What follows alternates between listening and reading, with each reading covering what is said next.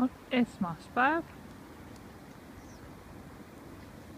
Õhtune jalutus kõik koeraga.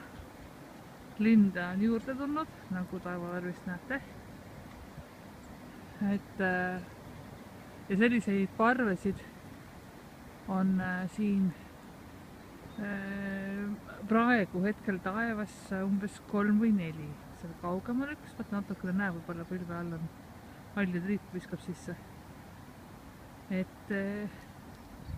Linde meil vähemaks pole jäänud ühesõnaga. Keegi kaasa ei tahtnud tulla, sellepärast et ta on hästi veendunud, et kuna ta on autot pesnud nii enda kui ema autot, siis juba korda mitu, et ta on veendunud, et linnud meelega pommitavad teda ja ta tuleb tunnistada.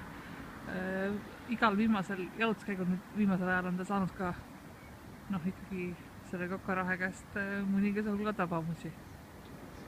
On äge.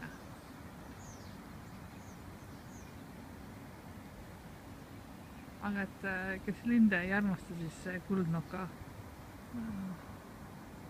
armee muidugi on selline filmilik.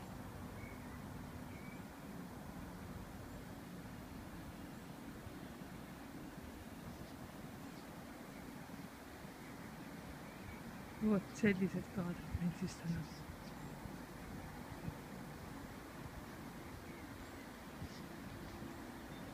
Ja see sabina hääl on siis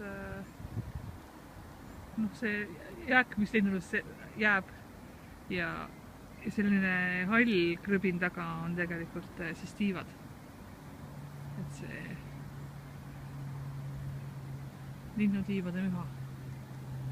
Mühin. Müha ei ole mingi sõna. Mühin.